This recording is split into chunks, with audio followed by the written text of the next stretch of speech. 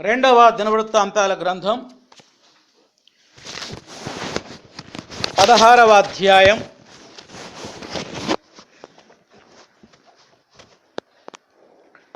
మొదటి వచనాన్ని అందరం కలిసి చదువుకుందాం. రెండవ దినవృత్తాంతాల గ్రంథం 16వ అధ్యాయము మొదటి వచనం. ఆసా ఏలుబడి యందు 36వ సంవత్సరమున ఇశ్రాయేలు రాజైన బయోషా యోధా వారి మీద దండెత్తి బయలుదేరి యోధా రాజైన ఆసా యొద్దకు రాకపోకలు జరగకుండానట్లు రామాను కట్టింపగా. ప్రార్థన. ప్రేమగల మా తండ్రి, ప్రభువానికి వందనాలు. యోధా రాజుల చరిత్రని ధారావాహికంగా ధ్యానించడానికి మీరు కృప చూపించారు, మీకు వందనాలు. ముఖ్యంగా రెండవ దినవృత్తాంతాల గ్రంథాన్ని ఆధారంగా చేసుకొని ఈ చరిత్రను అధ్యాయం వెంబడి అధ్యాయం ధ్యానించే కృపనిచ్చారు. ఆసా యొక్క జీవితంలో అనేక విషయాలు మీరు మాకు నేర్పించారు, అనేక హెచ్చరికలు చేశారు. ఈరోజు ఆసా యొక్క జీవితంలో మరొక అంశాన్ని, ఘట్టాన్ని మేము ధ్యానం చేసుకోబోతూ ఉండగా మా ఆత్మలకు ఎంతో దీవెనకరంగా, ఆశీర్వాదకరంగా ఈ సందేశాన్ని మీరు ఉంచండి. నిలవబడిన మీ దాసుడు ఎంతో బలహీనుడు, మీరు బలపరచండి. ప్రతి అపవిత్రతను మీ రక్తముతో కడిగి శుద్ధి చేసి యోగ్యమైన పాత్రగా మీ దాసును వాడుకోమని యేసు నామములో అడుగుతున్నాం తండ్రి, ఆమేన్. ప్రియమైన సహోదరి సహోదరులారా, మరి ఆసా యొక్క జీవిత చరిత్రలో ఇప్పటి వరకు మనం అనేక విషయాలు ధ్యానం చేశాం. సో మీకు జ్ఞాపకం చేయడం కోసం ఇప్పటి వరకు మనం ఏ విషయాలు ధ్యానం చేశామో ఒకసారి జ్ఞాపకం చేస్తాను. రెండవ దినవృత్తాంతాలు 14వ అధ్యాయంలో నెమ్మది పొందిన ఆసా గురించి మనం ధ్యానం చేశాం. ఆ నెమ్మది కారణం ఏంటంటే ఆయన యథార్థంగా దేవుని యొక్క దృష్టిలో జీవించడం వల్లే దేవుడు సుమారు 10 సంవత్సరాల పాటు నెమ్మదినిచ్చాడు. అంతేకాదు అతని యొక్క ఆరంభం ఎంత చక్కగా ఉంటుందంటే, ప్రార్థనాపరుడైన ఆసా అదే 14వ అధ్యాయంలో 9 నుండి 15 వచనాల్లో మరి కూషీయులు 1000 మంది సైనికులు అకస్మాత్తుగా ఆయన మీదకు వచ్చినప్పుడు ఆయన దేవుని సన్నిధిలో ఎంతగానో మొరపెట్టాడు, దేవుని మీద ఆధారపడ్డాడు. దేవుడే అద్భుతంగా సహాయం చేసి ఆ గొప్ప యుద్ధంలో గొప్ప విజయాన్ని ఆసాకు దేవుడు దయచేశాడు. మూడవదిగా విధేయత కలిగిన ఆసా. ఎప్పుడైతే అజర్యా అనేటువంటి వ్యక్తి ఒక ప్రవక్త ప్రవచించాడో ఆ ప్రవచనానికి ఆయన స్పందించి గొప్ప గొప్ప సంస్కరణలు చేపట్టాడు. ఆ దినాల్లో ఉన్నటువంటి విగ్రహాలను తొలగించి వేశాడు. దేవుని యొక్క బలిపీఠాన్ని తిరిగి కట్టాడు. దేవుని యొక్క నిబంధనని నూతనపరిచాడు. అంత మాత్రమే కాదు, ఆయన మరి తన అవ్వ అయినటువంటి ఆమె పేరు గుర్తుందా, మయక అనేటువంటి అవ్వ నిలబెట్టినటువంటి విగ్రహ స్తంభాన్ని, ధ్వజస్తంభాన్ని తీసివేసి గొప్ప రిఫార్మేషన్, గొప్ప సంస్కరణలు చేపట్టాడు. అంతేకాదు దేవాలయంలో ప్రతిష్ఠించినటువంటి వస్తువుల్ని తిరిగి మళ్ళా దేవాలయంలోనే ఆయన ఉంచాడు. ఇప్పటి వరకు మనం చూసాం. ఈరోజు 16వ అధ్యాయాన్ని ధ్యానించబోతున్నాం. 16వ అధ్యాయానికి టైటిల్ ఏంటంటే అన్యులపై ఆధారపడిన ఆశ. రాసుకోండి, అన్యులపై ఆధారపడిన ఆశ. అన్యులపై ఆధారపడిన ఆశ. రెండవ దినవృత్తాంతాల గ్రంథం 16వ అధ్యాయం మొదటి నుండి చివరి వరకు ఆ సత్యం రాయబడింది. దీన్ని ఇంగ్లీష్లో చెప్పాలంటే ఫూలిష్నెస్ ఆఫ్ ఆసా. ఆసా యొక్క బుద్ధిహీనత. ఆసా యొక్క బుద్ధిహీనత, ఫూలిష్నెస్ ఆఫ్ ఆసా. వినండి జాగ్రత్తగా, అందరూ నా వైపు చూడండి. ఆసా యొక్క ఆరంభం బాగుంది కానీ అంతము బాగాలేదు. ఈ అధ్యాయాన్ని మరి 7 సార్లు చదవమని చెప్తున్నాం. మరి ఎవరెవరు చదివారో నాకు తెలియదు, కానీ చదివిన వారికి కొంచెం అర్థమై ఉంటుంది. ఆరంభం బాగుంది కానీ ఆసా యొక్క జీవితంలో ఏం బాగాలేదు, అంతం బాగాలేదు. అంతం ఏమంత బాగాలేదు. 14-15 అధ్యాయాల్లో ఆత్మీయంగా ఉన్నత శిఖరాల్లో ఉన్నటువంటి ఆసా 16వ అధ్యాయంలో అక్కడి నుంచి లోతైన లోయలో పడిపోయినట్టుగా మనం చూస్తాం. ప్రారంభంలో ఆసా యథార్థవంతుడే, గొప్ప సంస్కర్తే, ప్రార్థనాపరుడే, దేవునికి విధేయుడే. కానీ అంతములో అతను ఆత్మీయంగా ఫెయిల్ అయిపోయాడు. ఈ 16వ అధ్యాయం అంతా అతని ఆధ్యాత్మిక పతనాన్ని తెలియచేస్తూ ఉంది. కనుక ఈరోజు ఆసా యొక్క జీవితం ద్వారా, ఆసా యొక్క ఓడిపోయిన జీవితం ద్వారా దేవుడు నిన్ను నన్ను హెచ్చరించాలని ఆసా యొక్క ఓడిపోయిన జీవితాన్ని కూడా బైబిల్లో రాశాడు. బైబిల్ గ్రంథం యొక్క విశిష్టత ఏంటో తెలుసా? ఒక వ్యక్తిలో ఉన్నటువంటి గొప్పతనాన్ని మాత్రమే కాదు, అతనిలో ఉన్న బలహీనతలను కూడా చక్కగా తెలియజేస్తుంది. ఎందుకు తెలియజేస్తుంది అంటే మనకు బుద్ధి రావాలని, మనం అటువంటి చెడు పనులు చేయకుండా, మనం అటువంటి బుద్ధిహీనమైన పనులు చేయకుండా ఉండాలని, మనకి జ్ఞానం కలగాలని, మనం సరిచేసుకోవాలని దేవుడు ఈ సత్యాలు రాసి ఉంచాడు. కనుక ఈ భాగాన్ని మనం 5 భాగాలుగా ఈరోజు చూడబోతున్నాం. ఈ అధ్యాయాన్ని ఎన్ని భాగాలండి? 5 భాగాలు. మొట్టమొదటిది ఆసాకు ఎదురైన సమస్య. ఏంటి? ఆసాకు ఎదురైన సమస్య. బ్రాకెట్లో ఆటంకాలు అని రాసుకోండి. ఆటంకము, ఆసాకు ఎదురైన సమస్య. ఈ విషయాన్ని మనం 1వ వచనంలో చూస్తాం. చూడండి, దినవృత్తాంతాల 2వ గ్రంథం 16వ అధ్యాయము 1వ వచనం చదువుతున్నా. బైబిల్ ఉన్న వాళ్ళు నాతో కలిసి చూడండి.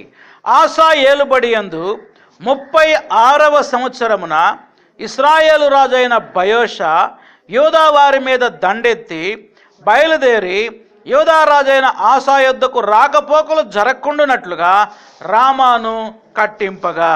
ఇది అతనికి ఎదురైన సమస్య. 36వ సంవత్సరం అంటే ఆయన వయసుకు మాది 36వ సంవత్సరం, అతని యొక్క పరిపాలనలో 36వ సంవత్సరం అన్నమాట. గతంలో 10వ సంవత్సరం కూషీయులు యుద్ధం మీదకి వచ్చారని చెప్పాడు. 36వ సంవత్సరమున మరొక దాడి ఆ దేశం మీద జరిగింది. ఇది ఎక్కడి నుంచి అంటే, దాయాదుల దేశం ఏంటి? ఇశ్రాయేలు దేశం. ఇశ్రాయేలు దేశాన్ని అప్పుడు బయోషా అనే రాజు పరిపాలన చేస్తున్నాడు. ఏం పేరు? ఈ బయోషా అనే రాజు రామా అనే పట్టణాన్ని కట్టిస్తున్నాడు. అది చాలా ఎత్తైన ప్రాకారము కలిగిన పట్టణం. ఆయన పట్టణం కట్టించుకుంటే ఈయనకేంటి సమస్య అనే సమస్య మనకు వస్తుంది. రామా అనేటువంటి పట్టణము ఇశ్రాయేలుకి యోధాకి సరిహద్దులో ఉన్నది. గొడవలు ఎక్కువ ఎక్కడవుతాయి? సరిహద్దుల్లోనే కదా. యోధా దేశానికి 8 కిలోమీటర్ల దూరంలో ఉందంట. ఏ పట్టణం అది? రామా అనేటువంటి పట్టణం. ఎన్ని కిలోమీటర్లు అంటే 8 కిలోమీటర్లు దాటితే ఏ దేశం వచ్చింది? ఇక ఇజ్రాయెల్ దేశం వచ్చింది, యోధా కాదండి. యోధా దేశానికి 8 కిలోమీటర్ల దూరంలో ఉన్న పట్టణాన్ని ఎత్తైన ప్రాకారం కలిగిన పట్టణంగా ఆయన కడుతూ ఉన్నాడు. అలా కట్టడంలో ఆయనకు 2 ఉద్దేశాలు ఉన్నాయి. ఆ ఉద్దేశాలు ఏంటో ఇక్కడ రాయబడింది. ఏంటంట? రాకపోకలు జరగకుండునట్లు. చదివారా ఆ మాట? రాకపోకలు జరగకుండునట్లు. అయితే రాజుల మొదటి గ్రంథంలో ఈ విషయం మరింత వివరంగా రాయబడింది. చూడండి, 15వ అధ్యాయం, రాజుల మొదటి గ్రంథం 15వ అధ్యాయం 17వ వచనం చదువుతున్నా, దయచేసి గమనించండి. 17వ వచనం ఏముంది అక్కడ? 17వ వచనంలో చదువుతున్నా చూడండి, నేను చదువుతా చూడండి. ఇశ్రాయేలు రాజైన బయోషా యూదా వారికి విరోధి అయి ఉండి యూదా రాజైన ఆసా యొద్దకు ఎవరు రాకుండా, ఆసా యొద్ద నుండి ఎవరు రాకుండా, అతని యొద్దకు ఎవరు పోకుండా. ఇది పేరుకు పట్టణమే కానీ ఇది ఒక గోడ లాంటిది అనమాట. ఎలాంటిదంటే, ఆసా దగ్గర నుంచి ఎవ్వరు ఇశ్రాయేలు మీదకి రాకూడదు. ఎవరు వస్తారు? దాడి చేసే సైనికులు వస్తారు. కాబట్టి యోధా యొక్క సైన్యం ఇశ్రాయేలు మీద దాడి చేయకుండా ఒక ఎత్తైన ప్రాకారము గల పట్టణాన్ని కడుతున్నాడు.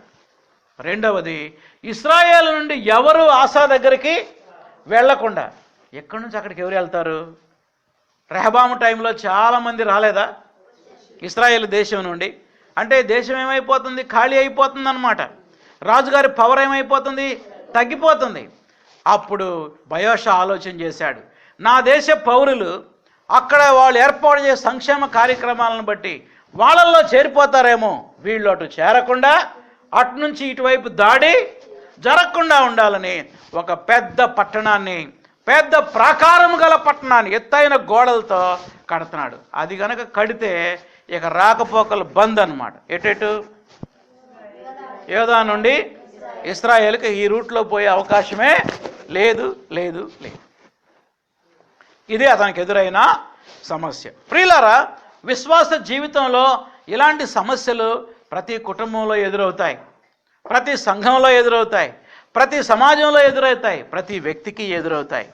అయితే సమస్యలు ఎదురైనప్పుడు మనం ఎలా స్పందిస్తున్నాం అనేది దేవునికి చాలా ప్రాముఖ్యం. మనం దానికి ఎలా రెస్పాండ్ అవుతున్నాం, ఎలా స్పందిస్తున్నాం అనేది చాలా ప్రాముఖ్యం. మరి ఈ యొక్క విషయాలని మనం గమనించినట్లయితే మొదటి పాయింట్ ఏంటంటే ఆసాకు ఎదురైన ఆటంకం లేకపోతే ఆసా యొక్క సమస్య. రామా పట్టణము యెరూషలేముకు ఉత్తరముగా 8 కిలోమీటర్ల దూరంలో ఉన్న సరిహద్దు ప్రాంతం. రైట్, మంచిది. రెండవ పాయింట్ రాసుకోండి, ఆసా యొక్క ఆధారం. సమస్యలు వచ్చినప్పుడు మనం ఎవరి మీద ఆధారపడాలి, దేని మీద ఆధారపడాలో ఇప్పుడు మనం చూడబోతున్నాం. ఆసా అనేటువంటి ఈ రాజు సమస్యలు వచ్చినప్పుడు లేకపోతే ఒక ఆటంకం ఎదురైనప్పుడు ఆయన దేవుని మీద ఆధారపడటానికి బదులుగా ఆయన ఎవరి మీద ఆధారపడ్డాడో మనం ఇప్పుడు చూడబోతున్నాం. 2వ వచనం నుండి 6వ వచనం వరకు.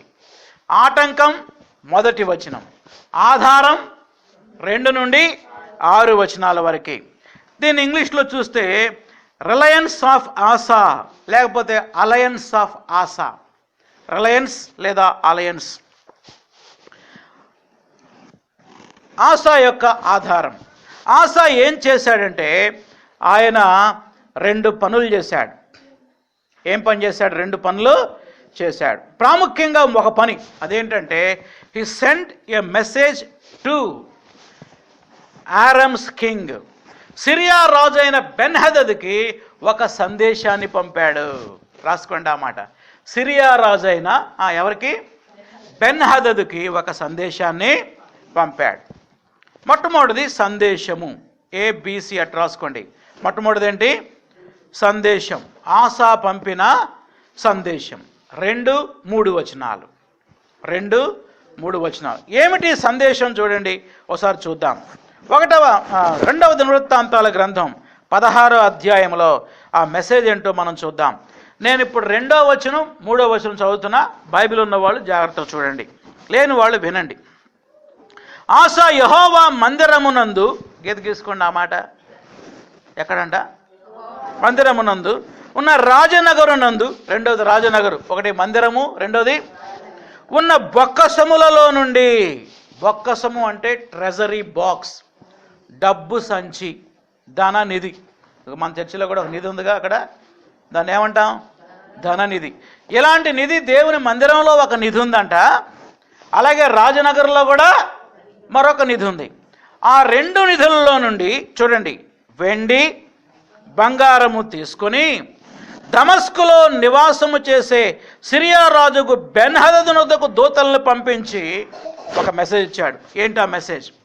3వ వచనం, నా తండ్రికి నీ తండ్రికి కలిగి ఉన్నట్లు నాకు నీకు సంధి కలిగి ఉన్నది. వెండిని బంగారము నీకు పంపిస్తున్నాను. ఇశ్రాయేలు రాజైన బయషా నన్ను విడిచి అవతలకు పోవునట్లుగా నీవు అతనితో చేసి ఉన్న సంధిని భంగము చేయమని వర్తమానము చేశాను. ఇదండి మెసేజ్. లంచం ఇచ్చి ఒక మెసేజ్ ఇచ్చాడు, డబ్బులు ఇచ్చి ఒక సందేశాన్ని పంపాడు. చూడండి ఆ మెసేజ్లో ఉన్నటువంటి మాటలు. మొదటి మాట, నా తండ్రికి నీ తండ్రికి గతంలో ఒక సంధి ఉండేది, ఇప్పుడు కూడా నాతో నువ్వు సంధి చేయి అంటున్నాడు. మొదటి మెసేజ్ ఏంటంటే నాతో నువ్వు సంధి చేయి. మొట్టమొదటి మెసేజ్ నాతో నువ్వు సంధి చేయి. రెండోది ఏంటంటే ఆ ఇశ్రాయేలు రాజుతో సంధిని తెంచుకో, వాడితో తెంచుకో, నాతో పెంచుకో అంటున్నాడు అన్నమాట. నాతో సంధి చేసుకో, మెసేజ్ నెంబర్ 1. రెండవది ఇశ్రాయేల్ రాజుతో సంధిని ఏం చేయాలి? తెంచుకో. ఈ 2 పనులు చేయడానికి నీకు లంచం ఇస్తా. ఏమిస్తాననుకున్నా? రూపాయలు కాదు, వెండి బంగారం ఇస్తానన్నాడు.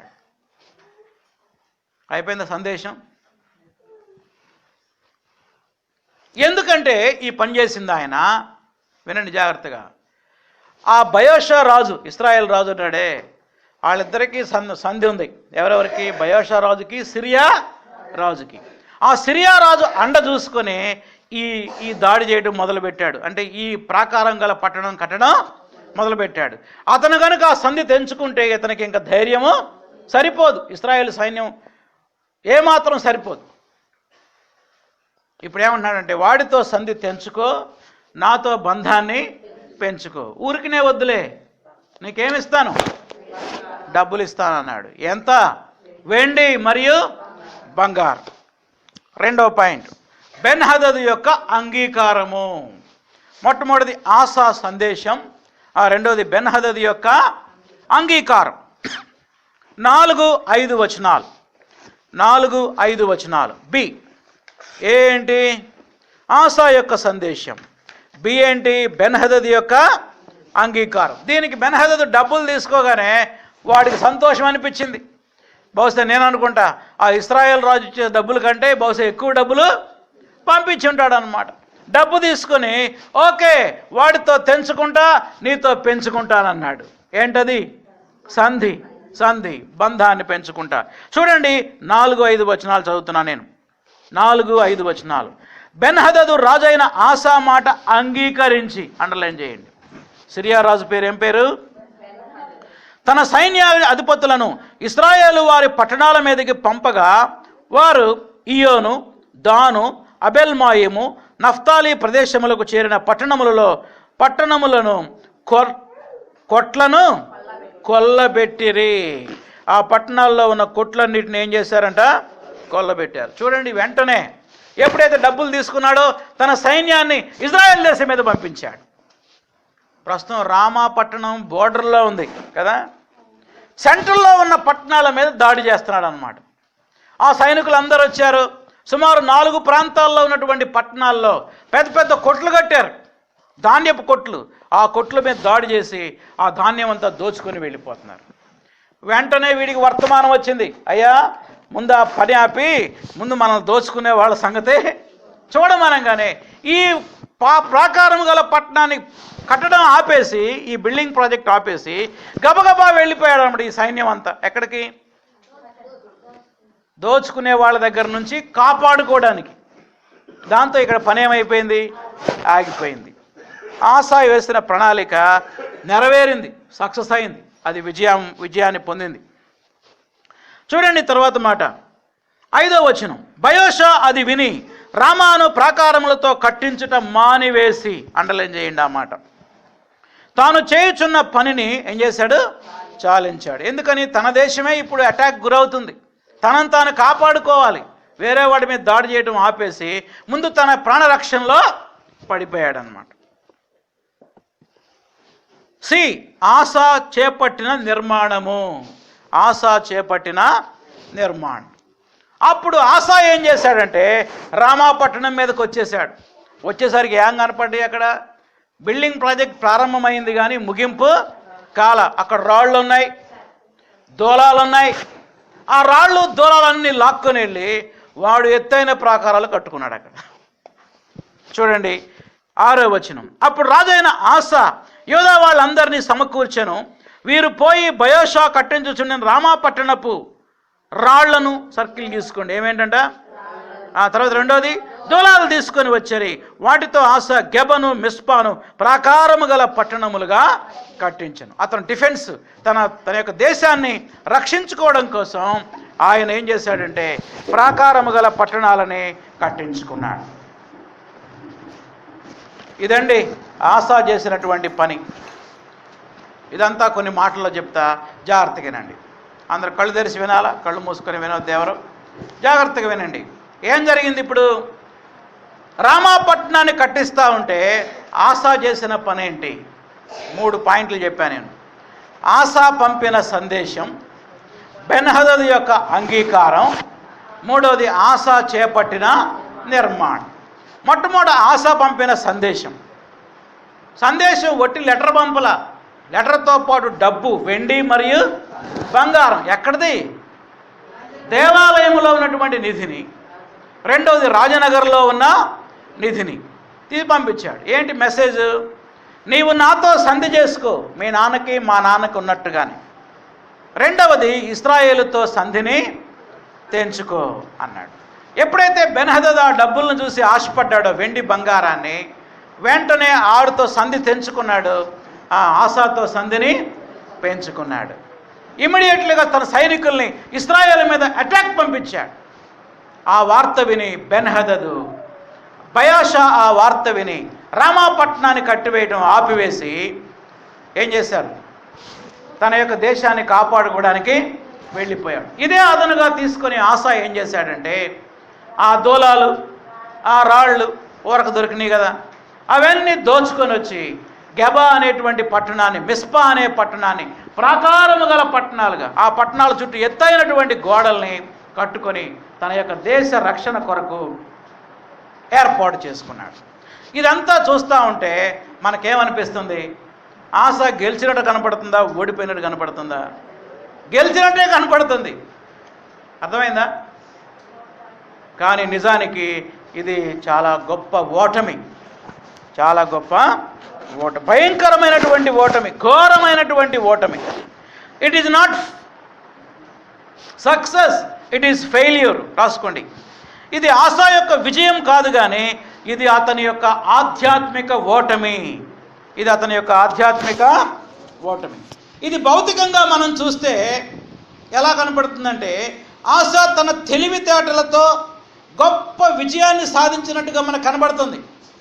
కానీ ఇది దేవుని దృష్టిలో ఘోరమైనటువంటి ఓటమి. ఎందుకని చెప్పగలరా? చెప్పండి చెప్పండి, ఎందుకని? మీరేమనుకుంటున్నారు? ఎందుకనగా సమస్యల్లో దేవుని మీద ఆధారపడకుండా ఒక అన్య రాజు మీద ఆధారపడ్డాడు. జిఆర్ క్రో అనే దైవజనుడు పవిత్ర గ్రంథం వ్యాఖ్యాన సహితం అని ఒక కామెంటరీ ఉంది, మరి మీకు కొనిపించే కొంతమందికి. దానిలో మరి ఆయన ఏమన్నాడంటే, తన శత్రువుల నుండి భద్రత కోసం విగ్రహారాధన చేసే జనాన్ని ఆశ్రయించడం ఆశా చేసిన పెద్ద పొరపాటు అన్నాడు. ఇది అతని నమ్మకంలో ఒక బలహీనతను బయటపెడుతుంది. ఆశా దేవుని మీద కంటే మానవపరమైన విధానాల మీదే నమ్మకం ఉంచాడు. ఇది అతని ఆధ్యాత్మిక పతనానికి దారితీసింది అని జిఆర్ క్రో అనే వ్యాఖ్యానకర్త పవిత్ర గ్రంథ వ్యాఖ్యానంలో తెలియజేశాడు. నిజమే, తన భద్రత కోసం దేవుని మీద ఆధారపడలా ఆయన. ఎవరి మీద ఆధారపడ్డాడు? ఒక మనిషి మీద. అది ఏ మనిషి? ఆ మనిషి విగ్రహారాధన చేసేటువంటి ఒక అన్యజనుడైన మనిషి. అదేంటి, అసలు మనుషుల సహాయం మనం తీసుకోవచ్చా, తీసుకోకూడదా? మీరేమనుకుంటా అంటారు? తీసుకోవచ్చు, కానీ ఏంటి?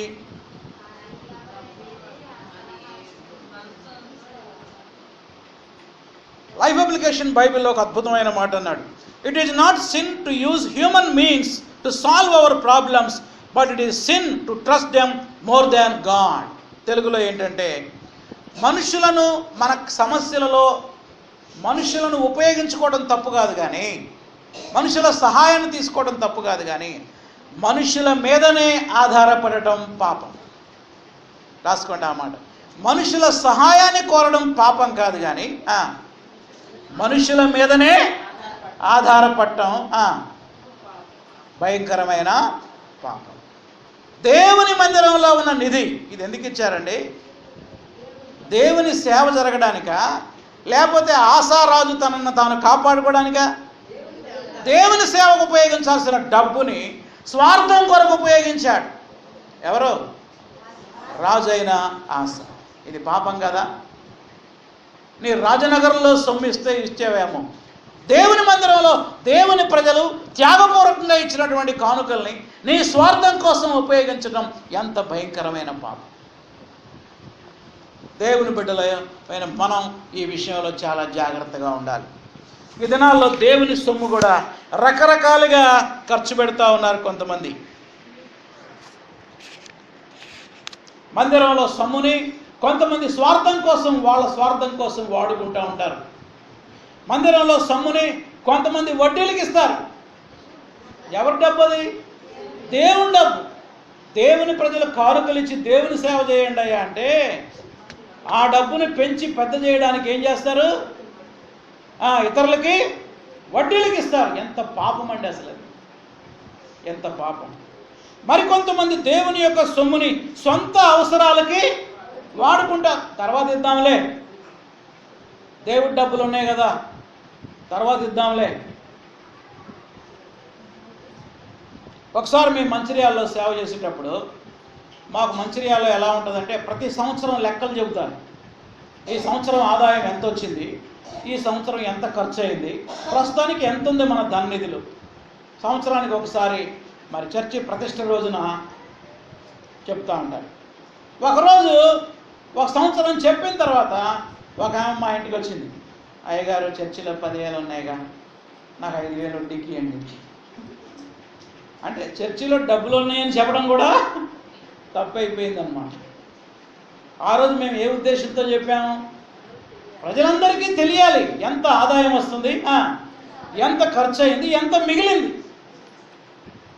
ఒక ఆమె వచ్చి కొంచెం పెద్దలతో మీరు మాట్లాడి ఆ 10,000లో ఒక 5,000 ఇవ్వండి, నేను నా పని చూసుకుంటా, ఆ డబ్బులు ఉన్నాయి కదా. నీకు అవసరం వచ్చినప్పుడు మందిరంలో డబ్బు ఎందుకు కనబడుతుంది నీ కళ్ళకు అసలు? అదే సైతాను యొక్క ఆలోచన. మందిరంలో డబ్బు మందిర పరిచర్యకు ఉపయోగించాలి కానీ మన స్వార్థం కొరకు ఎన్నడూ ఉపయోగించకూడదు. ఆశా చేసిన పెద్ద పొరపాటు అది. దేవుని మందిరంలో వేసే ప్రతి రూపాయి దేవుని సేవకే ఖర్చు పెట్టాలి, దేవుని సువార్తను ప్రకటించడానికే ఖర్చు పెట్టాలి. అంతేగాని నాకు అవసరమైంది కానీ ఈ అవసరానికి నేను తర్వాత చూసుకుంటా.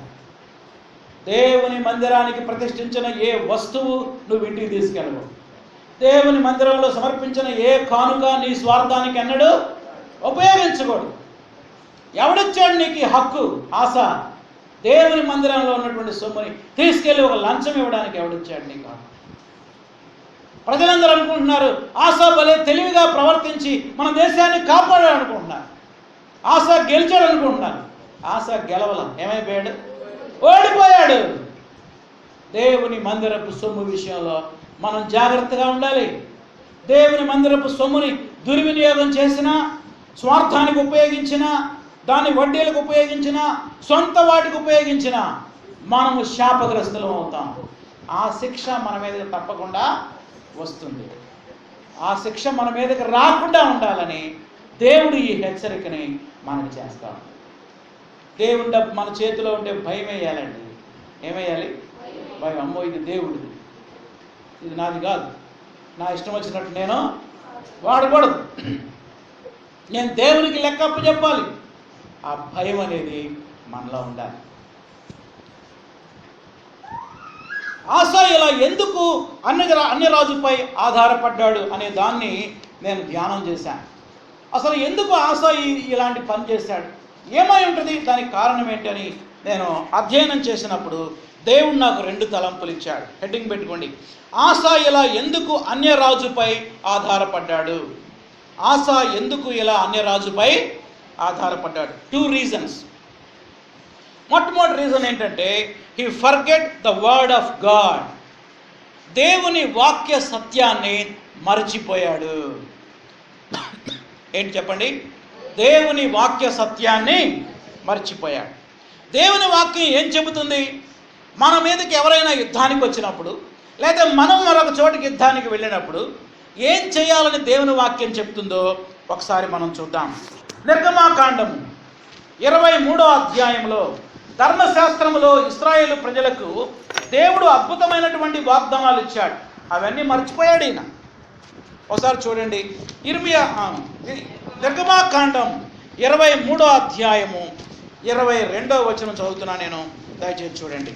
నిర్గమాకాండము 23వ అధ్యాయము 22వ వచనం. అక్కడ ఏం రాయబడి చదువుతాను నేను, పెన్నుతో అండర్లైన్ చేసుకోండి.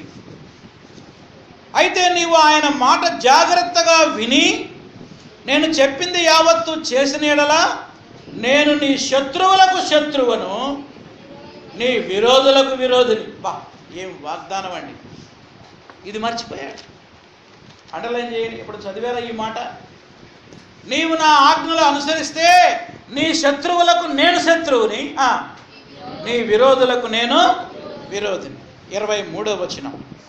ఎట్లనగా నా దూత నీకు ముందుగా వెళ్ళుచు అమోరీయులు, హిత్తీయులు, పెరిజ్జీయులు, కనానీయులు, హివీయులు, యబూసీయులు వారున్న చోటకు నేను రప్పించుటకు నేను వారిని సంహరిస్తాను.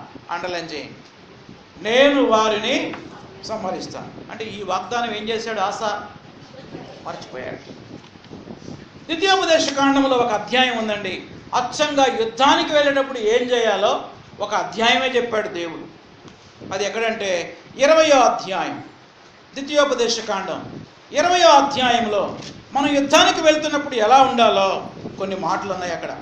చదువుతాను, పెన్నుతో అండర్లైన్ చేసుకోండి. 1వ వచనం, నీవు నీ శత్రువులతో యుద్ధానికి పోయి గుర్రాలు రథాలు మీకంటే విస్తారమైన జనాన్ని చూసినప్పుడు 1 వారికి భయపడవద్దు. అండర్లైన్ చేసుకోండి. మొట్టమొదటి ఏమన్నాడు? భయపడవద్దు. ఆస ఎందుకు లంచం ఇచ్చాడండి? భయపడ్డాడు. ఎవరు? ఆస. దేవుని వాక్యంలో భయపడొద్దను. ఎందుకు? ఐగుప్తు దేశంలో నుండి రప్పించిన నీ దేవుడని యెహోవా నీకు తోడుగా ఉండును. తర్వాత 3వ వచనం చూడండి. ఇశ్రాయేలులారా వినండి, నేడు మీరు మీ శత్రువులతో యుద్ధం చేయడానికి సమీపిస్తున్నారు. మీ హృదయములు జంకనీయకుడి. హృదయంలో కూడా జంకొద్దండి. తర్వాత 4వ వచనం చూడండి. వణకకుడి, వారి ముఖము చూసి బెదిరిపోబాకండి. మీ కొరకు మీ శత్రువులతో యుద్ధం చేసి మిమ్మల్ని రక్షించువాడు మీ దేవుడైన యెహోవా. ఇవన్నీ గుర్తురాలేదా ఆసాకి?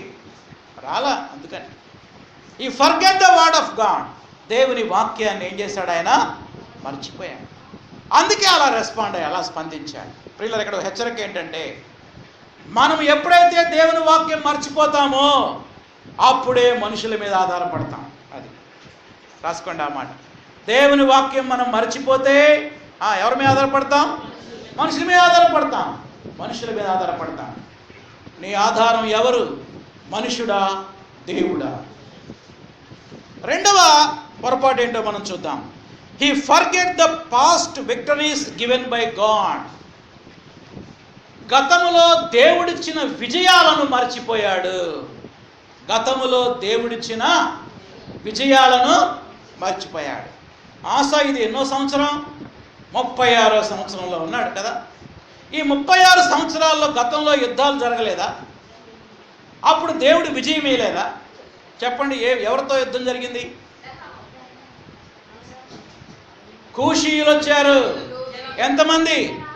1000 మంది జరహు సైన్యం వచ్చింది. 300 రథాలతో వచ్చారు. అప్పుడు ఎవరు కాపాడారు? ఆయన దేవుడే కాపాడాడు. ఆ రెఫరెన్స్ చూడండి. దినవృత్తాంతాల 2వ గ్రంథం 14వ అధ్యాయము 9వ వచనం. కూషీయుడైన జరహు వారి మీద దండెత్తి 1000 సైన్యమును 300 రథాలను సమకూర్చుకొని వచ్చాడు. 12వ వచనం.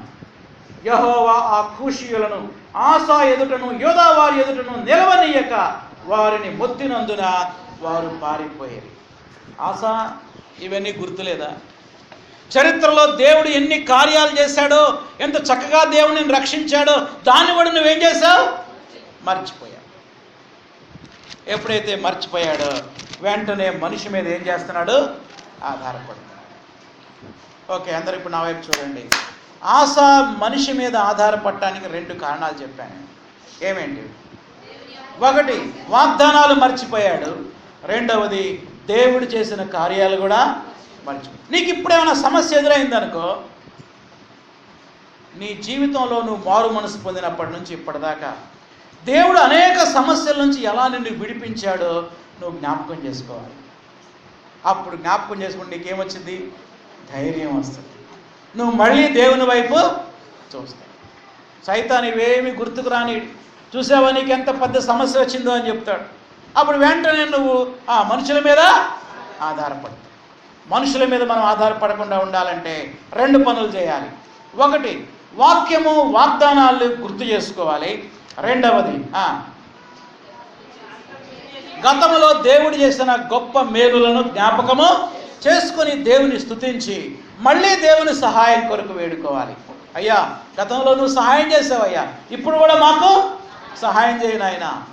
గతంలో డబ్బులు లేక ఇబ్బంది పడుతుంటే ఎన్ని ద్వారాలు తెరిచేవయ్యా, నీకు వందనాలు. ఇప్పుడు కూడా తెరువయ్యా అంటావా? మనుషుల దగ్గరికి పరిగెత్తుతావా? జాగ్రత్త. ఎలా ఉన్నాం? ఆసా యొక్క జీవితం మనకు గొప్ప గుణపాఠం. గొప్ప గుణపాఠం.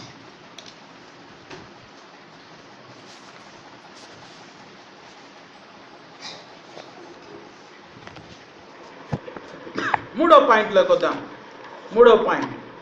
మూడవది ఏంటంటే దేవుని యొక్క ప్రేమతో కూడిన గద్దింపు. కొంచెం పొడవుగా ఉంటుంది, ఆయన రాసుకోండి. దేవుని ప్రేమతో కూడిన గద్దింపు. ఎవరైనా మనల్ని గద్దిస్తూ ఉంటారు, ప్రేమతోనే. తండ్రి తన కుమారుణ్ణి గద్దిస్తాడు. దేంతో? ద్వేషంతోనా, ప్రేమతోనా?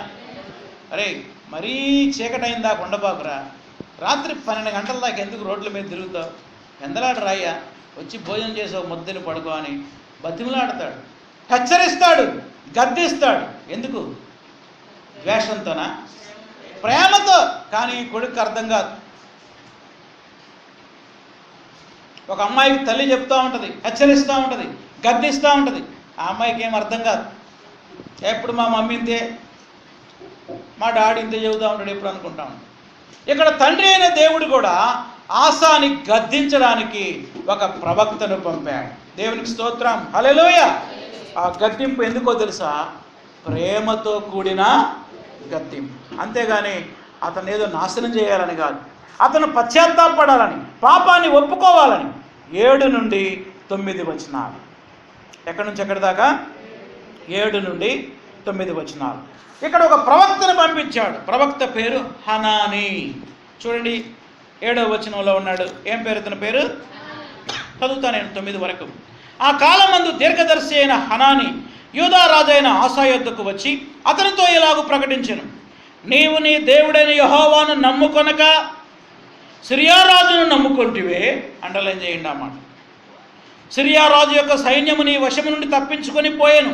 బహు విస్తారమైన రథములను, గుర్రపు రౌతులు గల కూషీయులను, లూబీయులను గొప్ప దండెత్తి వచ్చిరి కదా, గొప్ప దండై వచ్చిరి కదా. ఆయనను నీవు యెహోవాను నమ్ముకున్నందున ఆయన వారిని నీ చేతికి అప్పగించాడు కదా. తన ఎడల యథార్థ హృదయము గల వారిని బలపరచుటకై యెహోవా కనుదృష్టి లోకమంతా సంచారం చేయుచున్నది. ఈ విషయంలో నీవు మతి తప్పి ప్రవర్తించావు కనుక ఇది మొదలుకొని నీకు యుద్ధములే కలుగును. దేవుడు ప్రేమతో ఆసాని గద్దించడానికి హనానీ అనే ప్రవక్తని పంపించాడు. ఈ ప్రవక్త వచ్చి ఏం చేశాడంటే 2 ప్రాముఖ్యమైన పనులు చేశాడు. ఎన్ని పనులు? 2. ఒకటి హీ రిబ్యూక్డ్, రెండవది హీ రిమైండెడ్. ఆసాను గద్దించాడు, ఆసాకు జ్ఞాపకం చేశాడు. 2 మాటలు రాసుకోండి. హీ రిబ్యూక్డ్ ఆసా, ఆసాను గద్దించాడు. రెండవది హీ రిమైండెడ్ ఆసా, ఆసాకి కొన్ని విషయాలని జ్ఞాపకం చేశాడు. మొట్టమొదట ఏమని రిబ్యూక్ చేశాడు? ఏమన్నాడు చూడండి.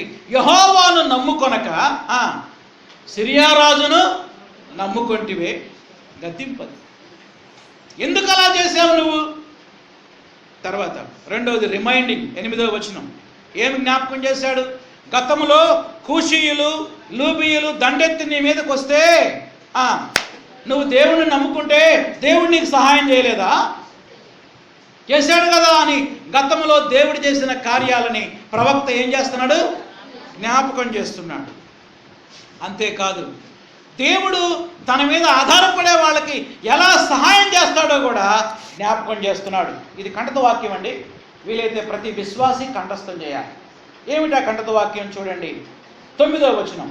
తన ఎడల యథార్థ హృదయము గల వారిని బలపరచుటకై యెహోవా కనుదృష్టి లోకమంతా సంచారము చేయించున్నది. అండర్లైన్ చేసుకోండి. అంతవరకు కంఠస్థం చేయాలి.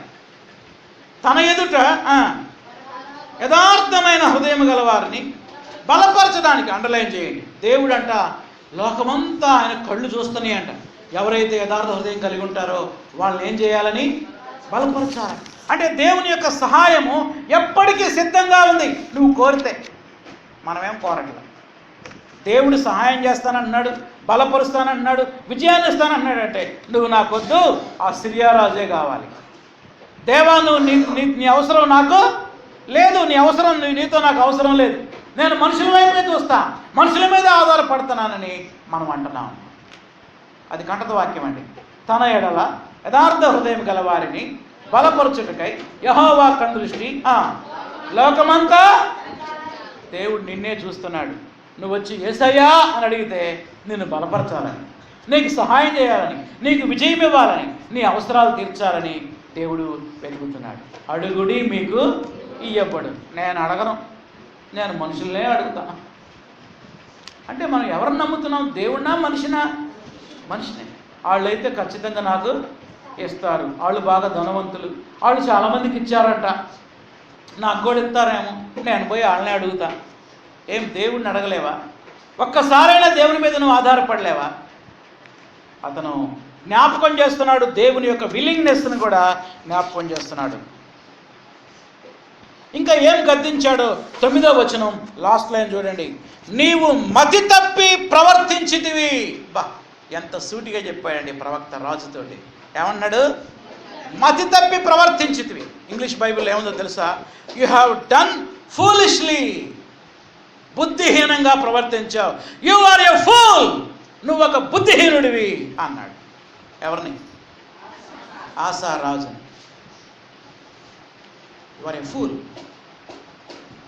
జ్ఞానం లేకుండా ప్రవర్తించావు, మతిపోయింది నీకు, మైండ్ పోయి పనిచేసావు. ఏమిటయ్యా నువ్వు చేసింది? సిరియా రాజు మీద ఆధారపడతావా నీ విజయం కొరకు? దేవుని మీద నువ్వు ఆధారపడవా? దేవుడు నీకు ఎన్నెన్ని విజయాలు ఇచ్చాడు, ఎందుకు మనుషుల మీద ఆధారపడ్డావు? నిజంగా నువ్వు ఒక బుద్ధిహీనుడివి. యు ఆర్ ఏ ఫూల్ అని ప్రవక్త హెచ్చరించాడు. చెప్పండి, ప్రవక్త పేరు ఏం పేరు? ఏరు ఎలాంటి ప్రవక్తలు ఈ రోజుల్లో ఎలాంటి ప్రవక్తలు లేరు.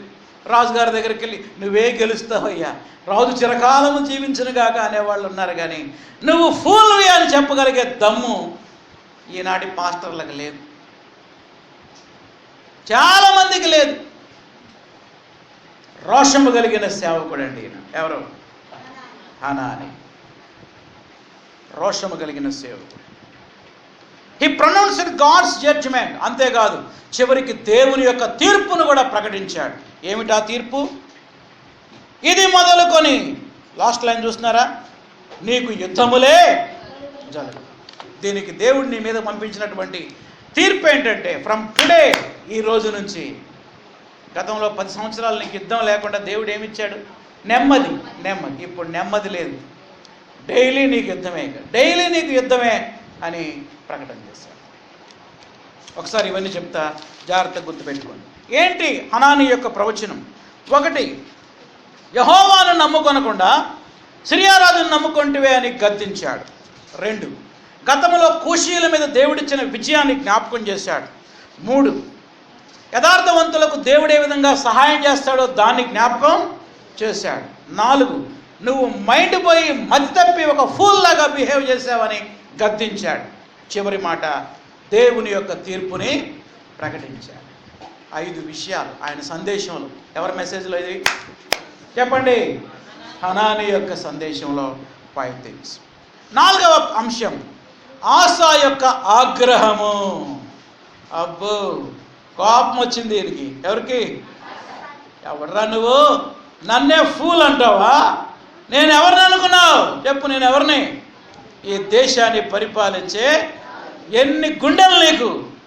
వెంటనే ఆవేశం వచ్చేసింది. ఆసా యొక్క ఆగ్రహం, లేకపోతే ఆసా యొక్క స్పందన. 10వ వచనం, ఒక్క వచనంలోనే ఈ యొక్క స్పందనని మనం చూస్తాం. చూడండి, ఆ దీర్ఘదర్శి అట్లు ప్రకటించినందుకు ఆసా అతని మీద కోపగించి, సర్కిల్ గీసుకోండి, రౌద్రము చూపి అతనిని బందీ గృహంలో వేశాడు. అరే, వీడిని అరెస్ట్ చేసి జైల్లో వేయండి రా ఈ ప్రవక్తను అన్నాడు. అంతేనా? ఇంకేం చేశాడు? అదీగాక ఆ సమయమందే ఆసా జనులలో కొందరిని బాధపరచెను. ఇక్కడ ఆసా 3 పనులు చేశాడు. వరుసగా రాసుకోండి. 1, ఆసా కోపగించి రౌద్రము చూపాడు. 2, హనానీ ప్రవక్తని చెరసాలలో బంధించాడు. 3, కొందరిని బాధపరిచాడు, కొందరిని హింసించాడు. ఎందుకు కోపం వచ్చిందండి ఆయనకి? చెప్పండి. ఎందుకు కోపం వచ్చింది? కళ్ళు మూసుకున్న వాళ్ళు కూడా చెప్పాలి, అందరు కళ్ళు తెరిచి వినాలి. ఆసాకి ఎందుకు కోపం వచ్చింది అంటే ఏముంది అతనిలో? గర్వం ఉంది. గర్వం. దానికి రీజన్ ఏంటి? గర్వం. నన్ను అంటావా నువ్వు? నన్ను విమర్శిస్తావా? ఎవడవరా నువ్వు అసలు నా గురించి చెప్పడానికి? చూడండి ఎంత గర్వము, ఎంత అహంకారము. ప్రారంభంలో ఎంత వినయం ఉన్నది. ప్రారంభంలో అజర్యా ప్రవచించగానే వెంటనే లోబడ్డాడు. కానీ హనానీ ప్రవచించినప్పుడు ఎదురుదాడి చేస్తున్నాడు. కొంతమందిని బాధపరిచాడంట. వీళ్ళెందుకు బాధపరిచాడబ్బా? చదివినప్పుడు మీరు ఏమైనా ఆలోచన చేశారు? చదివారు అసలు ఆ మాట? మరి ఎందుకు బంధించి ఉంటాడు? వీళ్ళని ఎందుకు బాధపరిచి ఉంటాడు? వీళ్ళు ఎవరంటే, వినండి జాగ్రత్తగా, వీళ్ళు యెహోవా దేవుని యొక్క భక్తులు. ఎప్పుడైతే ఆసా సిరియా రాజుకి మందిరంలో డబ్బు తీసుకెళ్తున్నాడో యాజకులు అడిగారు, ఎందుకయ్యా ఈ డబ్బులు? ఎవరికి ఇవ్వడానికి చెప్పండి? సిరియా రాజు బెన్హదదుకి ఇవ్వడానికి. వద్దయ్యా, ఇవి దేవుని సొమ్ము, దేవుని సేవకు. ఎవడరా మీరు? నాకు అడ్డం చెబుతారా? నేనే కదా ఇచ్చింది డబ్బులన్నీ. ఎవరిచ్చారు? నేనేగా ఇచ్చింది. తిరుగుబాటు దౌర్జన్యంగా తీసుకుని వెళ్ళాడు. ఎవరైతే ఆ బెన్హదదుతో సంధి చేసుకోవడాన్ని వ్యతిరేకించారో బహుశా వాళ్ళు దేవుని బిడ్డలై ఉంటారు, యాజకులై ఉంటారు. అలాంటి వారిని కూడా ఏం చేశాడు? ఇప్పుడు బాధించాడు. చాలామందికి దేవుని సేవకుడు అంటే విలువ తెలియదండి. ఇవన్నీ మేము చిన్నగా.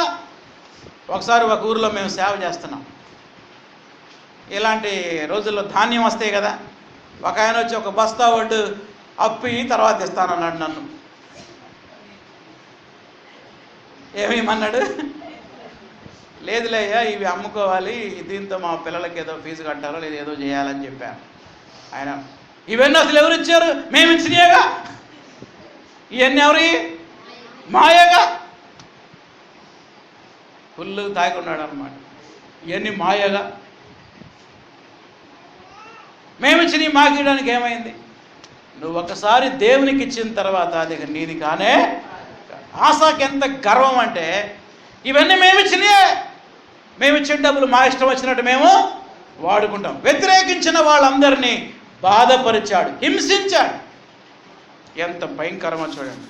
ఇలాంటి సంఘటనలు బైబిల్ చరిత్రలో అనేకము జరిగాయి. ఎవరైనా చెప్పగలరా కొన్ని ఉదాహరణలు? ఆహాబు రాజు ఏలియా మీద కోప్పడ్డాడు.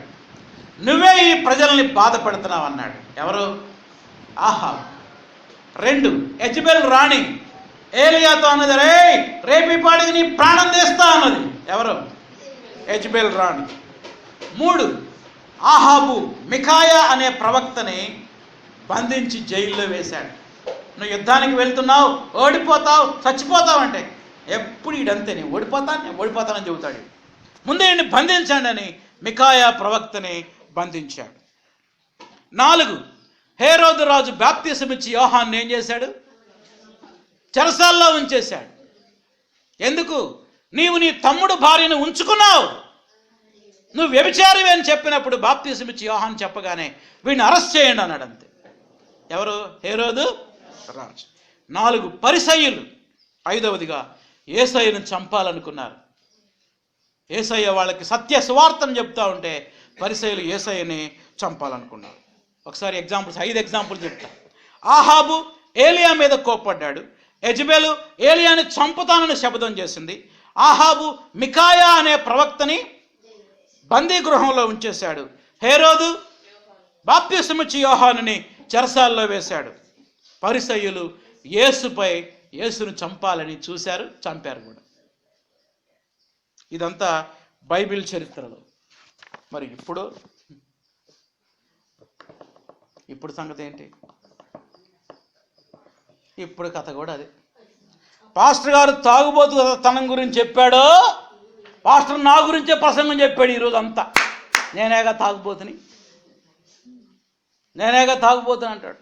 పాస్టర్ గారు వ్యభిచారం గురించి చెప్పాడో, నా గురించే చెబుతున్నాడు. పాస్టర్ గారు ఎవరి గురించి చెబుతున్నాడు? నా గురించి చెప్తున్నాడు. పాస్టర్ గారు పేకాట గురించి చెప్పాడో, నేనేగా పేకాట ఆడుతుంది, నా గురించి చెప్తాడా? సిగరెట్ గురించి చెప్తుంటే నేనేగా సిగరెట్ తాగుతుంది, చుట్ట తాగేది నేనేగా.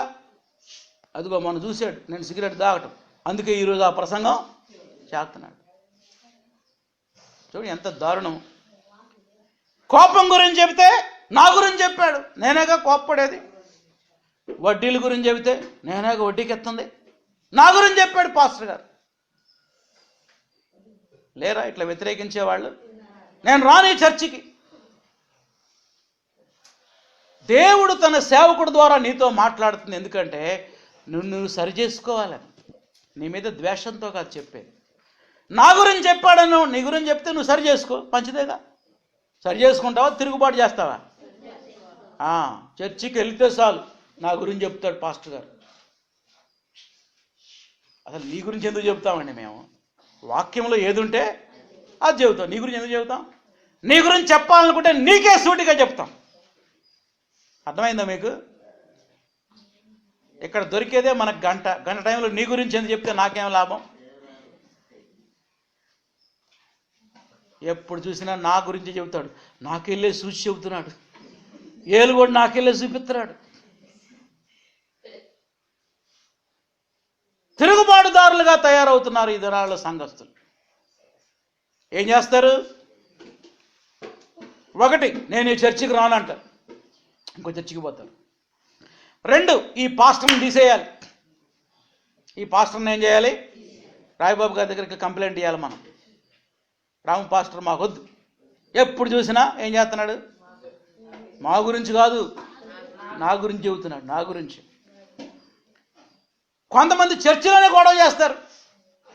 ప్రార్థన జరుగుతూనే ఉంటుంది, ఇలా అచ్చం నా గురించి చెప్పాడు, నా గురించి చెప్పాడు. అసలు నీ గురించి ఎందుకు చెబుతాం మేము?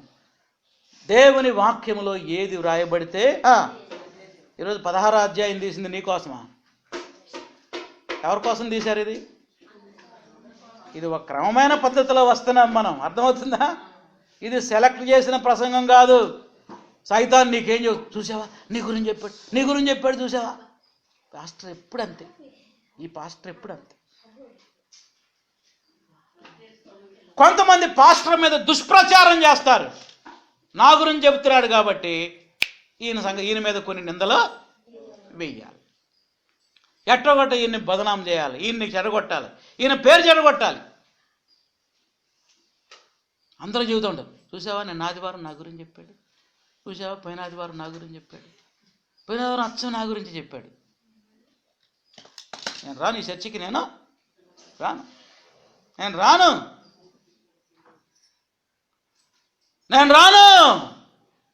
తిరుగుబాటుదారులు అనేక మంది సంఘాల్లో ఉన్నారు.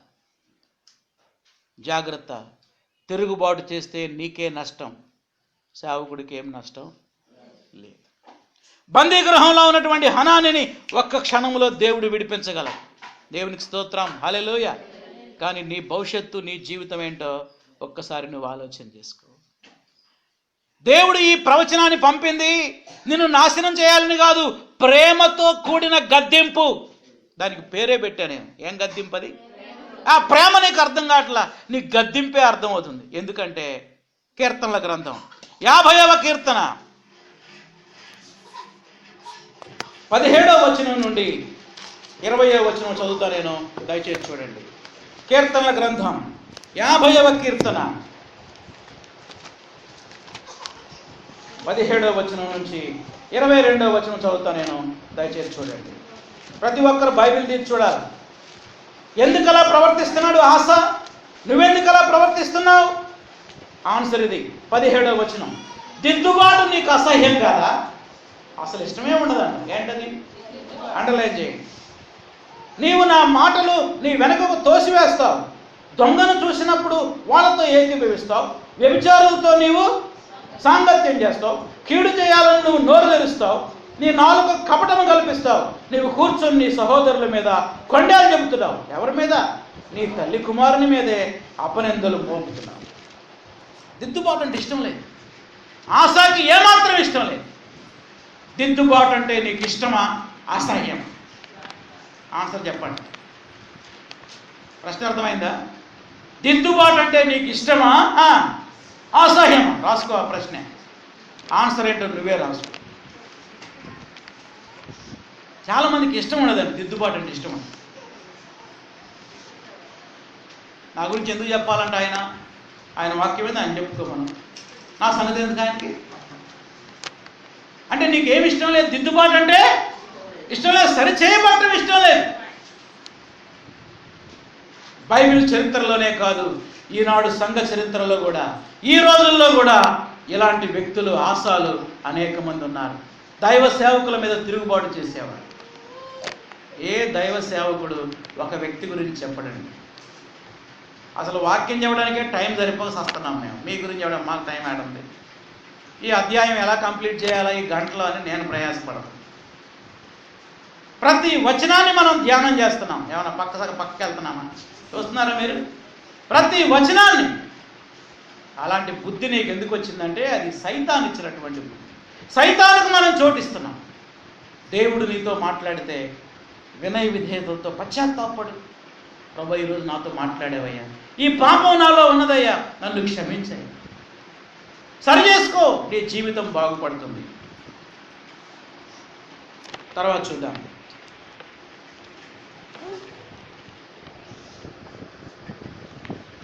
ఆసా, ఇంకెవరెవరు బైబిల్లో తిరుగుబాటు చేసిన వాళ్ళు? యెజబెలు, ఆహాబు, హేరోదు, పరిసయ్యులు, వీళ్ళందరూ వ్యతిరేకించారు. కానీ దావీదు రాజు పశ్చాత్తాపడ్డాడు. అందరూ చప్పట్లు కొట్టి దేవుని స్తుతించండి. ఎంత గొప్ప వ్యక్తి దావీదు. నాతాను ప్రవక్త చెప్పాడు, ఆ మనుషుడవు నీవే. ఆయన అన్నాడు, అవును నేను పాపం చేశాను. ఆయన కూడా రాజే. వీడు ఇంకా యోధాకే రాజు, దావీదు దేశం మొత్తానికి రాజు.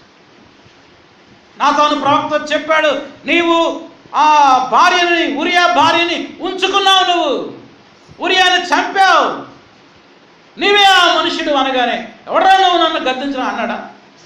ఏం చేశాడు? మరి తనను తాను తగ్గించుకొని విరిగిపోయి 51వ కీర్తన రాశాడు.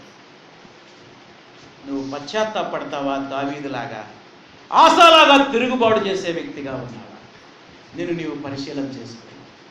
యోధాల, దావీదు వలె విరిగి నలిగిన హృదయంతో ఒకవేళ దేవుడు నీతో మాట్లాడితే, పాస్టర్ గారు చెబితే కాదు, ఎవరు మాట్లాడితే, దేవుడు నాతో మాట్లాడుతున్నాడని నిశ్చయిత నీకుంటే, ఏ విషయంలో నువ్వు సరిచేయబడాలో ఆ విషయంలో సరిచేసుకో. అది నీకు ఆశీర్వాదం. మాదేమో మమ్మల్ని ట్రాన్స్ఫర్ చేస్తే ఇక్కడ కాబట్టి ఇంకో చోటకి వెళ్తాం. ఎప్పటికి ఎన్ని సంఘాలు తిరిగాము 21 సంవత్సరాలు. మాకు ఇదేమి శాశ్వతం కాదు. ఎక్కడికి పోయినా సత్యాన్ని సత్యంగా చెప్పడమే, ఏం దాచిపెట్టేది లేదు. అయినా మీకు నచ్చినట్టు చెప్పడానికి కాదు నేను ఇక్కడ ఉంది, దేవునికి ఇష్టమైన రీతిలో చెప్పడానికి, ప్రజలకు వినసొంపని రీతిలో చెప్పే ప్రసంగాలు, అవే దురద చెవులు గల వాళ్ళకి చెప్పే ప్రసంగాలు. అలాంటి ప్రసంగాలు ఇక్కడ లేవు. వాక్యంలో ఉన్నది ఉన్నట్టు చెప్పడం మా బాధ్యత. నీకు దేవుడు నీతో మాట్లాడాలనిపిస్తే నువ్వు సరి చేసుకో దేవుని, అంతే. తిరుగుబాటు చేయడం వల్ల, పాస్టర్ మీద దుష్ప్రచారం చేయడం వల్ల నీకు వచ్చిందేమి లేదు, ఆయనకు పోయింది కూడా ఏమి లేదు. ఆయనకేం కాదు. ఆయనకి ఇంకా ఆశీర్వాదాలు ఇస్తాడు దేవుడు, నమ్మకంగా సేవ చేసినప్పుడు. దావీదు ఎగ్జాంపుల్ రిఫరెన్స్ రాసుకోండి. 2వ సమూయేలు 12వ అధ్యాయం 13వ వచనంలో, నేను పాపము చేసి తిని అని పశ్చాత్తాపడ్డాడు. ఎవరైనా? దావీదు. చివరిగా 5వ మాట చెప్పి నేను ముగించేస్తా, టైం అయిపోయింది. 5వదిగా దేవుని యొక్క శిక్ష. ఆసాకు దేవుని యొక్క శిక్ష. మరి ఇంత చేస్తే దేవుడు ఊరుకుంటాడా? చెప్పండి, ఊరుకుంటాడా? గట్టి చెప్పాలి అందరం. వెంటనే దేవుని యొక్క శిక్ష వచ్చింది. అయితే వెంటనే రాలేదు. దేవుడు ఆసాను ప్రేమించి కొంత సమయాన్ని కూడా ఆసాకి ఇచ్చాడు. చూడండి దేవుని యొక్క శిక్ష ఏంటో మనం చూద్దాం. 11, 12 వచనాలు. ఆసా చేసిన కార్యములన్నింటినీ గురించి యోధా ఇశ్రాయేలు రాజుల గ్రంథమందు రాయబడి ఉన్నది. ఆసా తన ఏలుబడిలో 39వ సంవత్సరమున, ఇప్పుడు చెప్పండి 36కి 39 మధ్య తేడా ఎంత? 3 సంవత్సరాలు దేవుడు గ్యాప్ ఇచ్చాడు. ఇకనైనా వాడు మారతాడేమోనని. ఎవరు? నేనైతేనా స్పాట్లో దెబ్బ కొట్టేవాడిని, కానీ దేవుడు నా అంత కఠినుడు కాదు కదా. దేవుడు చాలా ప్రేమ గలవాడు కనుక ఎంత చేసినా ఏం చేశాడు? ఓర్పు వహించి దీర్ఘశాంతం గలవాడై 3 ఏళ్ళు టైం ఇచ్చాడు. ఆసా పశ్చాత్తాపడతాడేమోనని, కానీ వాడిలో ఏ మార్పు రాలేదు. అందుకు దేవుడు ఏం చేశాడు చూడండి, 39 సంవత్సరమున పాదములలో జబ్బు పుట్టి బహుబాధపడ్డాడు. అది శిక్ష, రాసుకోండి. కాళ్ళల్లో జబ్బు కాదంట, పాదాలలో జబ్బు. అంటే ఇక నడిచే పనే లేదు. పాదాల్లో జబ్బు ఉన్నవాడు నడుస్తాడా? కాలు మీద పుండైతే నడుస్తాడేమో, కానీ పాదాల్లో జబ్బు వస్తే అది నిలబడేది దేని మీద? మనం బహుగా బాధపడ్డాడంట చివరి దినాల్లో. ఆశ్చర్యం ఏంటంటే, అయినా వాడికి బుద్ధి రాల, అయినా వాడు దేవుని దగ్గర పశ్చాత్తాప పడలేదు. దేవుడు తీర్పు ప్రకటించినా మార్పు రాలేదు, దేవుడు జబ్బు పెట్టి శిక్షించినా మార్పు రాలేదు. మరి ఏం చేశాడు చూడండి, బహుబాధపడినను యెహోవా యొద్ద విచారణ చేయకుండా డాక్టర్లను పట్టుకున్నాడంట, వైద్యులు. అప్పుడు కూడా పశ్చాత్తాపడి ప్రార్థన చేయాలి. నీకు జబ్బు చేస్తే, నీకు ఒక యాక్సిడెంట్ అయితే కూర్చొని ఆలోచన చేయి, అది ఎందుకు జరిగింది, నేనేమైనా పొరపాటు చేశాను, ప్రశ్నించుకోవాలి. ఆ జబ్బుతో 2 సంవత్సరాలు బాధపడ్డాడండి. ఎన్ని సంవత్సరాలు?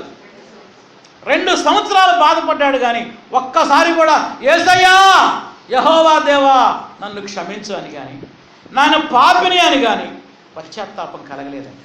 ఎవరికి? సరే, చివరికి చనిపోయాడు. వైద్యులను పట్టుకున్నాడు. అంటే డాక్టర్ల దగ్గరకు పోవద్దని కాదు, డాక్టర్లనే మీదనే ఆధారపడ్డాడు. మందులు వాడడం పాపం కాదు, కానీ మందుల మీదే ఆధారపడటం పాపం. రాసుకోండి ఆ మాట. మందులు వాడడం పాపం కాదు, కానీ మందుల మీదనే ఆధారపడటం పాపం. డాక్టర్ దగ్గరికి వెళ్ళడం పాపం కాదు, కానీ డాక్టర్ల మీదనే ఆధారపడటం. కనీసం ఒక్కసారి కూడా మోకరించి పశ్చాత్తాపడి ప్రార్థన చేయలేకపోయాడు. ఆసా యొక్క అంతం చాలా విషాదం. చూడండి ఆసా యొక్క మరణం, 13వ వచనం. ఆసా తన పితరులతో కూడా నిద్రించి తన ఏలుబడి యందు 41వ సంవత్సరమున మృతి పొందెను. అత్తరు పనివారు చేసి సిద్ధం చేయబడిన సుగంధ వర్గములతో పరిమళ ద్రవ్యములతో నిండిన పడక మీద జనులు అతన్ని ఉంచి అతని నిమిత్తం బహు విస్తారమైన గంధవర్గములను దహించి దావీదు పట్టణం ముందు అతడు తన కొరకై తొలిపించుకున్న సమాధి యందు అతనిని పాతిపెట్టాను. చివరికి అతని సమాధి కార్యక్రమం అబ్బాబాబా ఏం జరిగిందండి, ఘనంగా జరిగింది. ఏం కార్యక్రమం? సమాధి కార్యక్రమం. వాడు చచ్చిపోతేనంట ఏం పేల్చారు? బాణాసంచాలు మనకు పేల్చినట్టుగా అత్తరు, సెంటు, సుగంధ వర్గాలని దహించారంట. అంటే పట్టణం అంతా కూడా సువాసన వెదజల్లింది. అంటే ఆసాకి ప్రజలలో మంచి పేరున్నది, కానీ ప్రభు దగ్గర మంచి పేరు లేదు. అర్థమైందా మీకు? ఆసా యొక్క చనిపోయినప్పుడు ఆ సువాసన పైకి వెళ్ళింది, కానీ యేసయ్య దృష్టికి దుర్వాసనగా మారింది. అది అర్థమైందా? ప్రజలకి సువాసన, దేవుని దృష్టిలో ఎలా ఉంది? కంపు కొట్టింది ఆసా యొక్క జీవితం. ఇప్పుడు చూడండి, సమాధి కార్యక్రమం భలే జరిగిందండి, భలే జరిగింది. ఉపయోగం ఏముంది? వాడు నరకానికి పోయాడు. ఇక్కడ ఎంత సమాధి కార్యక్రమం బాగా జరిగితే ఉపయోగమే ఉంది? వాడికి మారు మనసు లేకుండా దుర్మార్గం చనిపోతే ఎక్కడికి వెళ్తాడు? నరకానికి. అబ్బో అబ్బోబ్బోబ్బో మా నాన్నకి చేసామండి, ఊరు మొత్తం భోజనం పెట్టాము, పల్లె కాదు ఊరంతా, చుట్టుపక్కల ఊర్లు కూడా కుటుంబాలు భోజనాలు పెట్టామండి. అదిగా దేవుని దృష్టిలో అతని మరణం ఎలాంటిది? ఆ దేవుని దృష్టిలో విలువైనదా కాదా? ఆసా యొక్క మరణం, ఆసా యొక్క జీవితం దేవుని దృష్టిలో విలువలేనిది, కానీ ప్రజల దృష్టిలో చాలా విలువైనది. ఈ 5 విషయాలు మరొకసారి గుర్తు చేసి నేను ముగించేస్తాను. చెప్పండి, మొదటిదేంటి? ఆసాకు ఎదురైన ఆటంకం. రెండోది ఆసా యొక్క ఆధారం. మూడోది దేవుడు ప్రేమతో కూడిన గద్దింపు. నాలుగవది ఆసా యొక్క ఆగ్రహం. ఐదవది దేవుని యొక్క శిక్ష. ఇంకా సింప్లిఫై చేసి చెప్పాలంటే ఆటంకము, ఆధారము, ఆగ్రహం. చెప్పండి 3 మాటలు. ఆటంకము, ఆధారము, ఆగ్రహం. ఆసాకు ఎదురైన ఆటంకం, ఆసా యొక్క ఆధారం, ఆశ పడిన ఆగ్రహం, అహంకారం, అతిశయం. ఏమైనా రాసుకోవచ్చు మీరు. ప్రార్థన చేసుకుందాం. తలలు వంచండి. దీంతో ఆసా యొక్క జీవితం ముగిసింది. ఆరంభం చాలా బాగుంది కానీ అంతం సరిగా లేదు. ప్రార్థన చేసుకుందాం. మనము కూడా ఆరంభ శూరులుగా ఉన్నామేమో. అంతము వరకు నమ్మకముగా ఉన్నవాడే రక్షింపబడునని ప్రకటన గ్రంథంలో రాశాడు. రాజులను నమ్ముకున్నట కంటే యెహోవాను ఆశ్రయించటం మేలని కీర్తనల గ్రంథంలో రాశాడు. ప్రార్థన చేసుకుందాం. నువ్వు ఎవరి మీద ఆధారపడుతున్నావు? నీ ఆధారం ఎవరు? నా ఆధారం యేసయ్య అని పాటలు పాడుతున్నాం కానీ నిజంగా యేసయ్య మీద మనం ఆధారపడుతున్నామా? లేక మనుషుల మీద ఆధారపడుతున్నామా? వ్యక్తుల మీద ఆధారపడుతున్నామా? దేవుడు నీతో మాట్లాడినప్పుడు దైవ సేవకుడిని విమర్శిస్తున్నావా? నా గురించి చెప్పాడని ఫీల్ అయిపోతున్నావేమో. పశ్చాత్తాపడు, ఒప్పుకో నీ పాపాన్ని, సరిచేసుకో. ఆసా యొక్క ఆగ్రహం అతనికి నాశనానికే వచ్చింది. ఆసాకి దేవుడు ఎంత సమయం ఇచ్చాడు? 3 సంవత్సరాల సమయం ఇచ్చాడు. జబ్బు పెట్టాడు, అయినా పశ్చాత్తాపడలేదు. 2 సంవత్సరాల సమయం ఇచ్చాడు. ప్రార్థన చేసుకుందాం. దేవాలయంలో దేవుని సొమ్ముని మనం ఎన్నడూ మన స్వార్థానికి వాడుకోకుండా, దుర్వినియోగం చేయకుండా పశ్చాత్తాపడదాం దేవుని దగ్గర. ప్రభువా, నీకు ఏర్పాటు చేసిన సొమ్ముని నీ సేవకే ఖర్చు పెట్టడానికి సహాయం చేయి, భయం కలిగి బ్రతకడానికి సహాయం చేయి ప్రభువా అని ప్రార్థన చేసుకుందాం.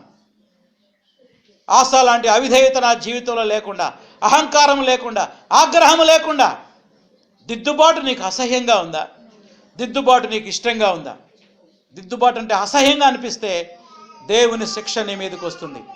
ప్రార్థన చేసుకుందాం. ప్రేమగల తండ్రి, ప్రభువా నీకు వందనాలు.